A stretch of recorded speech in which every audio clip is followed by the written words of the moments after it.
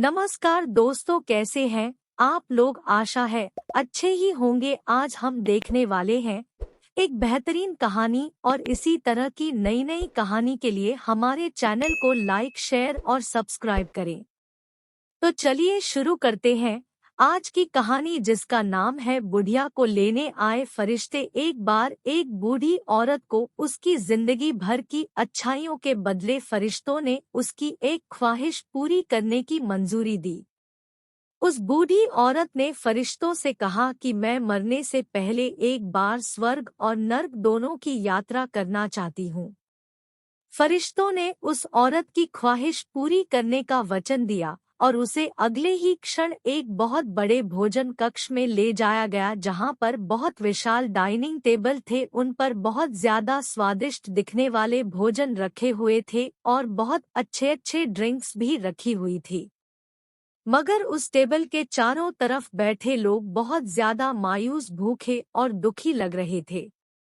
उस औरत ने देखा कि उन सभी लोगों के हाथों पर कोहनी तक लंबी लंबी चम्मच बंधी हुई है। वह लोग जब भी उस चम्मच से खाना उठाकर अपने मुंह तक ले जाने का प्रयास करते तो उनकी कोहनी मोड़ नहीं पाती और खाना उनके मुंह तक कभी पहुंच नहीं पाता।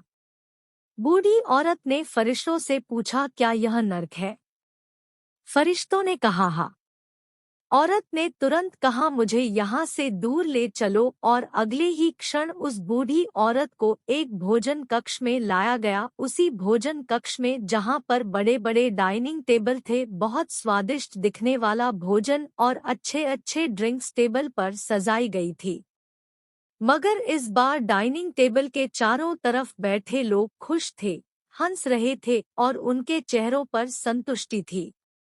बूढ़ी औरत ने फरिश्तों से कहा, यह तो वही भोजन कक्ष है, वही भोजन है, वही ड्रिंक्स है, मगर फर्क इतना है कि यहाँ के लोग खुश दिख रहे हैं। ऐसा क्यों है? ऐसा क्यों है? क्या इन लोगों की कोहनी से चम्मच नहीं बंधी है? फरिश्तों ने उस औरत से कहा, ध्यान से देखो, इन लोगों के हाथों से भी कोहनियों तक चम्मच बंधी हुई है। फर्क सिर्फ इतना है कि इन लोगों ने एक दूसरे को खाना खिलाना सीख लिया है। दोस्तों, इस छोटी कहानी की तरह ही हम चाहे तो हमारे जीवन में इसी पृथ्वी पर ही स्वर्ग या नरक दोनों का अनुभव कर सकते हैं।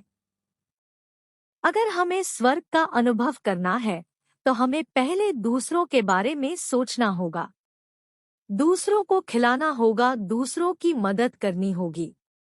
चॉइस हमारी है, हम चाहे तो हमारी जिंदगी को स्वर्ग जैसा या नर्क जैसा बना सकते हैं।